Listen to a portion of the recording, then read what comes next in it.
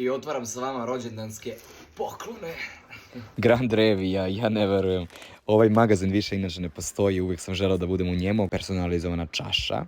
Pitaj dečka kako da se vratite sebi. Ovo je trenutno ono što meni zapravo najviše treba. Nije sve uvijek onako kako izgleda. Bombonjerica, da dobio sam puno i slatkiša, svega, ali dosta toga je već u frižideru, tako da jedan parfem, drugi parfem, još jedan parfem. Jedna letnja košuljica, taman za nastupe.